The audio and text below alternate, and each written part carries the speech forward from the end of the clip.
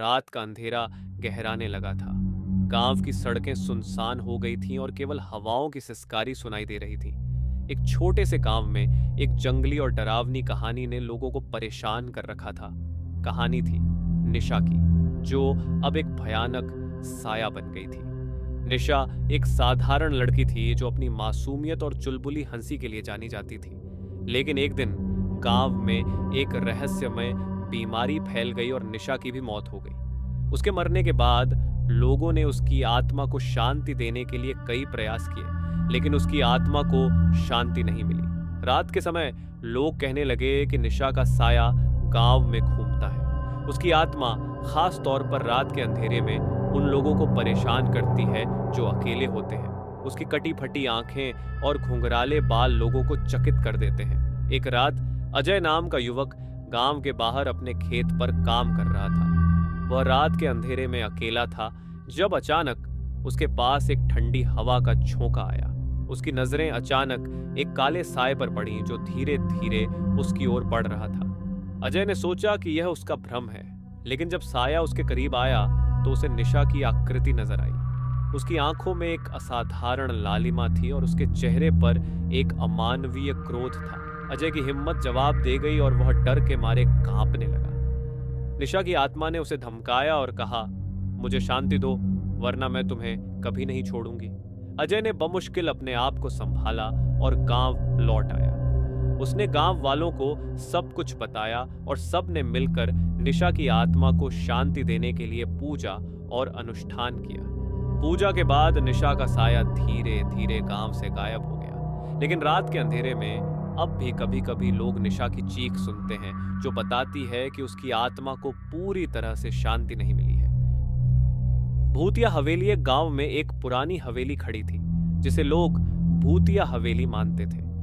हवेली के चारों ओर हमेशा घना कोहरा छाया रहता था और लोग रात के समय वहां जाने से डरते थे। कहते हैं हवेली में रात को अजीब अजीब आवाजें आती थीं, जैसे किसी के रोने की आवाजें और दीवारों से कुछ फिसलने की आवाजें। एक दिन एक साहसी युवक राजीव ने तय किया कि वह हवेली की सच्चाई जानकर ही रहेगा। उसने हवेली के अंदर जाने का निश्चय किया। रात के 12 बजे उसने हवेली की ओर बढ़ते हुए अपनी टॉर्च और कैमरा साथ लिया। हवेली के दरवाजे के पास पहुंचते ही उसे एक ठंडी हवा का झोंका महसूस हुआ और दरवाजा धीरे धीरे खुल गया। हवेली के अंदर घुसते ही राजीव ने देखा कि सब कुछ पुराना और धूल से भरा हुआ था। वह धीरे धीरे हवेली के विभिन्न हिस्सों की जांच करने लगा। अचानक उसने एक कमरे के अंदर से एक महिला की चीख सुनाई दी। वह कमरा खोलते ही उसने देखा कि कमरे की दीवारों पर पुरानी खून की धारियां थीं और एक अजीब सी ठंडी हवा चल रही थी। राजीव की हिम्मत ने जवाब दे दिया और वह वहां से बाहर भागने लगा। जैसे ही वह हवेली से बाहर आया, उसने महसूस किया कि हवेली के दरवाजे ने खुद ही बंद हो गए थे। राजीव ने हवेली के बारे में पूछताछ की और पाया कि कई साल पहले उस हवेली में एक परिवार रहा करता था जिनकी रातों में रहस्यमय मौतें हुई थीं। राजीव की कहानी सुनकर गांव वाले अब हवेली के पास जाने से और भी डरने लगे। हवेली अब भी वैसी ही खड़ी है और रात के समय वहां से अजीब अजीब आवाजें आती हैं। समाप्त। पहली रात का खौफनाक फोन संजय को रात 11 बजे अचानक एक अज्ञात नंबर से फोन आया। जब उसने फोन उठाया तो दूसरी ओर से किसी ने भयानक स्वर में कहा, तुम्हें नहीं बचाया जा सकता। संजय ने फोन काट दिया और सोने चला गया। लेकिन हर आधे घंटे में उसी नंबर से फोन आ रहा था। डर के मारे संजय ने पुलिस को फोन किया। पुलिस आई, लेकिन जब उन्होंने फोन की लॉग्स देखी तो पता चला कि संजय का फोन पूरी रात खुद ही बजता रहा था और कोई कॉल नहीं आई थी। अगली सुबह संजय का घर खून से सना हुआ मिला और उसके शव के पास एक गंदा मोबाइल था जो हर आधे घंटे में बज रहा था। कब्रिस्तान का कच्चा घर राहुल ने एक पुराना घर किराए पर लिया जो कब्रिस्तान के बगल में था। पहली रात उसे घर के बाहर खुद ब खुद होने वाली खनक की आवाज सुनाई दी। जब उसने देखा तो एक पुराना कच्चा घर खुला हुआ मिला। अंदर जाने पर राहुल को वहां एक पुराना डायरी मिली जिसमें लिखा था, यह घर कब्रिस्तान के प्रेतों का निवास है। जैसे ही उसने डायरी पढ़ी, उसकी आंखों के सामने कब्रों से मृतक उभरने लगे। राहुल को तभी एहसास हुआ कि वह खुद भी अब उनके बीच एक प्रेत बन चुका है। काले बादल दीप्ति ने अपने परिवार के साथ एक हिल स्टेशन पर छुट्टियां बिताने का फैसला किया। वहां पहुंचकर उन्होंने देखा कि आसमान पर काले बादल छा गए हैं और हर कोई उधेड़ हो रहा था। रात को बादलों से एक अजीब सी नासमझी और डरावनी आवाजें आने लगी। जब दीप्ति ने खिड़की से बाहर देखा तो पाया कि सभी लोग जिनसे उसने पहले दिन मुलाकात की थी अब उन काले बादलों में से गिर रहे थे।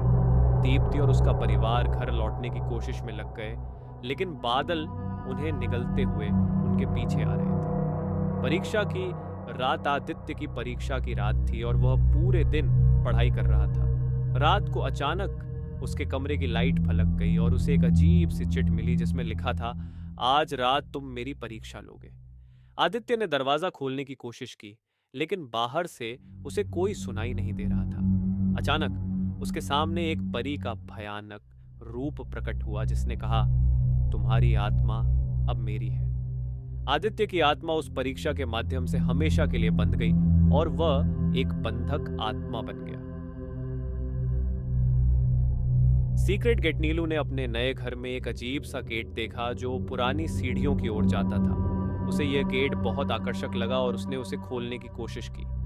जैसे ही उसने गेट खोला वह एक ठंडी और अंधेरी सुरंग में पहुंच गई। वहां उसे कई बंद कमरे और प्रेतात्माएं मिली जिनकी आंखों में असीमित दर्द और निराशा थी। अचानक गेट बंद हो गया और नीलू उसी अंधेरी जगह में फंस गई जहां से वापस जाने का कोई रास्ता नहीं था। उसे अब एहसास हुआ कि यह गेट एक त्रासदी का शिकार बने लोगों का स्थायी निवास है।